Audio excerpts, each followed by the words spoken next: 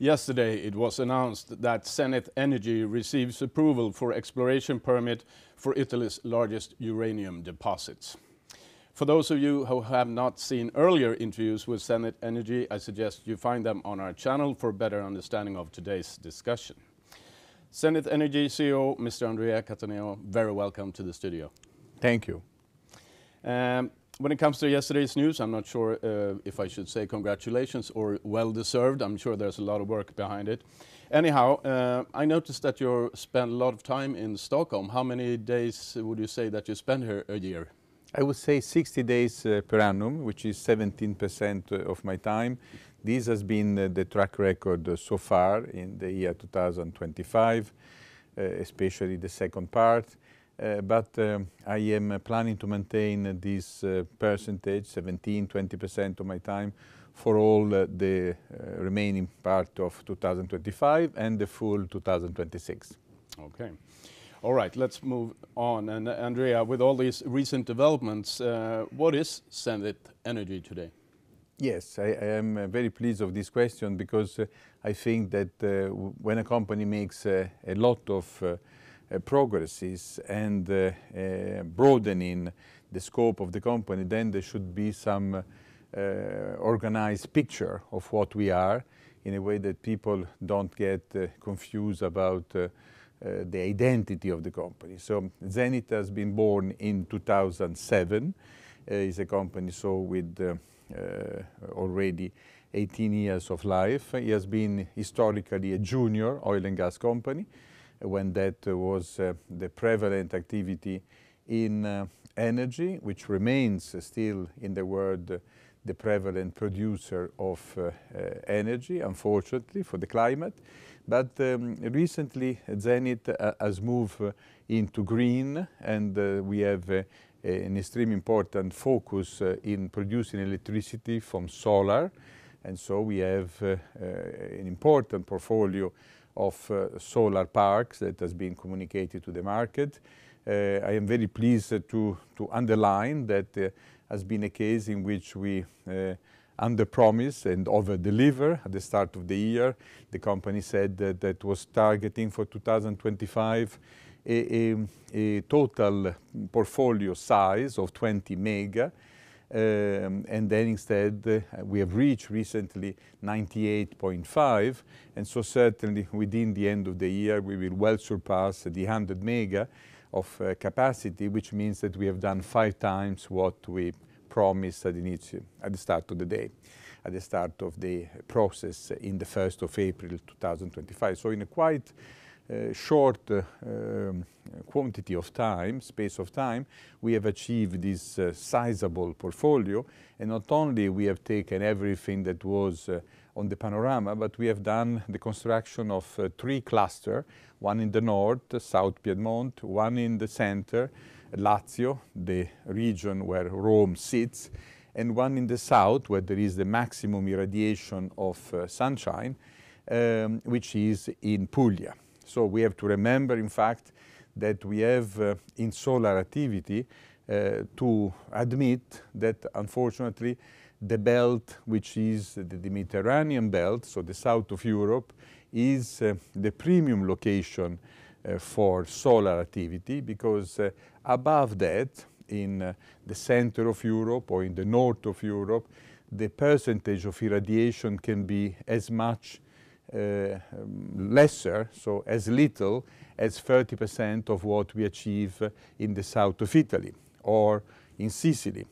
Going further down, going to the North Africa, there are problems with the high temperature that makes the panel malfunctioning. So there is a belt, which is the south of Europe, in which there is a combination of respect of law, because there are EU countries, and so Greece, Italy, Spain, and France, and Portugal.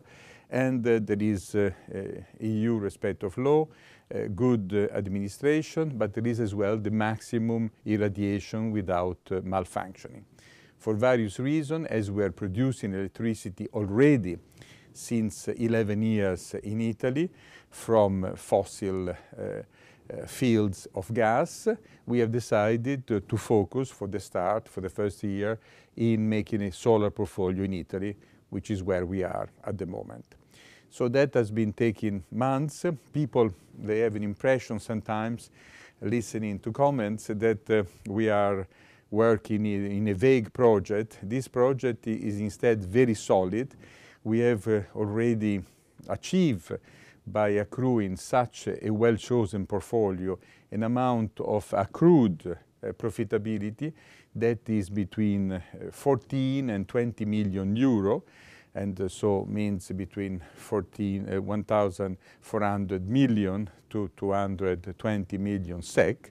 And this will be communicated, as I anticipated already, to the market soon by a study that is made by an independent energy auditor.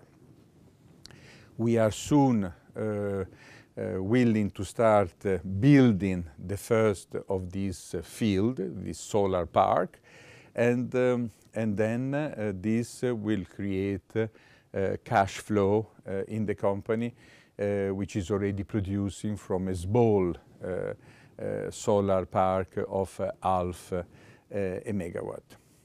Then we have had the historical activity in electricity made by fossil. This is something that we are not broadening, but is continuing to produce very good income. We have to remember, sadly, that Italy, where all these activities are based, has the highest price of energy of Europe. Then there is the historical business and asset that has moved the stock, let's remember it, to the peak of 2.5 SEK. At that time we were not yet listed in Stockholm, so it was in Oslo, and then bringing the market cap to 1 billion SEK, which was the period between December and July 2025. This business is the arbitration against the Tunisian, which were 3.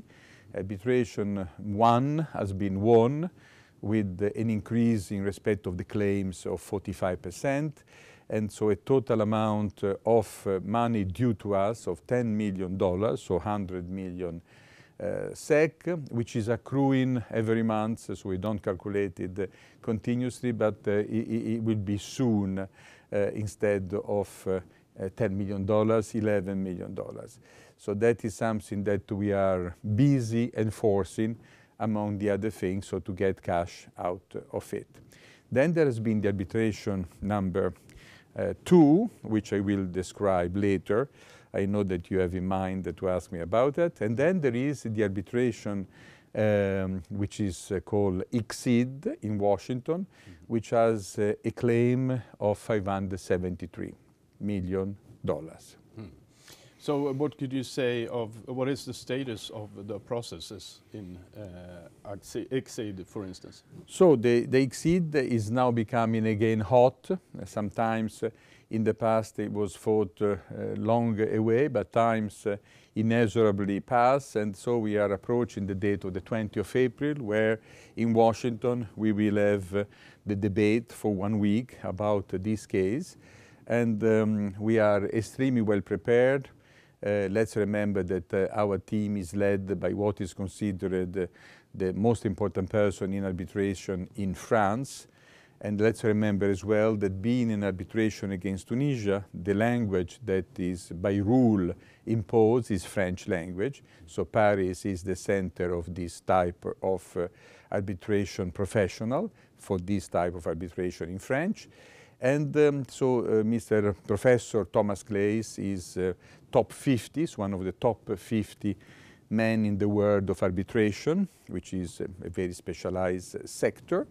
We have as well another firm, which is CRSS Speechly, Paris branch, with Maître Simon Levitat, which is a very well-known and capable arbitration specialist. Recently, in the last few months, we have broadened and reinforced our team, because as well a very important aspect is quantum calculation and then justification. You know, we ask $573 million, but during the proceedings, people will say, okay, why 573 and not 300 and not 600? So there is an important ability to document and scientifically prove that our amount of money is calculated properly and that is convincingly the amount that we should be paid. And so we are continuously looking to reinforce our team and maybe even to broaden it, maintaining the leadership of Professor Claes. Great. If you touched upon your solar energy, but how would you describe the status of your full portfolio? Well, you know, the solar portfolio. The solar portfolio is as described with many projects in the recent press release when we reach 98.5 megawatt of capacity. And we are very proud, although the speed of this process, to have done it with a very selective and picky attitude. We have created clusters, so a cluster in the south of Piedmont, which is a small part of a region, which is large but not immense, and so Piedmont. And then a cluster in Lazio, which is even a smaller region, and the cluster as well in the south, where there is the biggest irradiation in Puglia. So this cluster, what means a cluster? Means that this solar park are of various size, 2, 5, 10, 15, that you have seen in the table, the investors have seen in the table that we have always put at the bottom of our press release about solar park. But then they are all within 10, 15 kilometers of distance each other. This means that the buyer of the final producing park will consider this smaller solar park as one. This makes the sex appeal of this park to the buyer, the final buyer, much bigger, because nobody wants to buy bits and pieces, but if somebody can buy 40 mega of capacity together, this is very attractive for producer of electricity, which are utilities, because our technique is not only to build and bring in production for our portfolio, but as well, for cash reason, to sell as much as 50% of this portfolio in a way that we have as well profit to report in our annual profit and loss report. And so that is a we think a clever attitude, which is flexible, not only to build a long-term in 20 years portfolio making a lot of cash, but as well to deliver successes to the investors within 1 year. This is the essence of the report that the energy auditor will produce, saying how much already we have accumulated of cash value.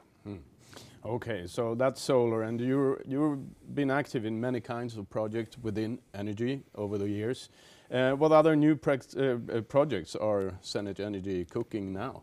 You know, making too many projects without completing any one will be confused, a distraction, and is not our culture. We have always been able to bring and broaden the project in which we were. For example, gas in Italy, we got this portfolio at very economic conditions, and then we develop it, and then we invent the idea to make out of gas electricity. We bought the equipment from Germany and we started to make electricity. So that has been a long march from gas alone to gas to power, so electricity, and then from electricity from gas, electricity from solar. So we are in a continuity mode to learn from the previous business to move to the next one. In the case of uranium, the thing happened for various fortuitous reasons, understanding the possibility, understanding the availability of these two mines, which are fully built with 25 kilometers of galleries already in Italy. This requires a lot of scouting, which is the same type of attitude we do to build the solar park portfolio. And then has been as well helped by the fact that 2 years ago I authored a book in which there was 30% about uranium, and so I became a little bit competent in what then has become this acquisition. So the company continues to cook potential deals for the future, and especially because once it's finished the arbitration, an enormous amount of time that at the moment is devoted to the arbitration will become free for new initiative, but the time will tell. For the time being, we can be very proud that we have built a strong solar park portfolio in just a space of 1 year. In the same year that we met and we exploited the opportunity of the uranium mine in Lombardy. Okay, and when it comes to the price of uranium, I checked that and it has tripled the last 5-6 years, and there's a lot of interest in nuclear energy. How do you think the uranium price will develop in the future? Well, you know, I am not a fortune teller, so it's difficult to predict precisely, but one thing that instead is very important for me to pass to our co-shareholders and generally to investors is to understand the difference between uranium and the other commodities. If you look at the screen, Bloomberg television or other things, you will see that there are 30 minerals that are going every day up and down, and gold that is going to the sky and whatever. But all these minerals, zinc, copper, and iron, whatever you think about, except a few, they have very large quantities of available production and even more of additional deposit that can be drilled and can be brought in production. So the quantity available are just limited by the time to make the process of the project completed. Differently, the uranium has a very small quantity available worldwide, and especially in Europe. And then during the period in the post-war, a lot of geological research has been made, which has brought Central Asia to be one of the major producers in the world today, and Africa, a second large producer in the world today. China, which is very close to both of these places, especially in Africa, has an enormous amount of nuclear station in construction, which then they will require the uranium as a fuel. You know, the uranium is the only thing that make this nuclear station functioning. And so they have the ability to get this material because they control directly or indirectly this market. Europe instead has a very reduced presence in Central Asia and Africa politically, even more shrinking as France is retreating from its historical great position in Africa. And so the European Union has warned that this material are becoming critical, rare material. So the fact to have uranium is not just a question of price, but a question to have it. Okay. Thank you for this update, Andrea Cattaneo. Thank you. Thank you for hosting me.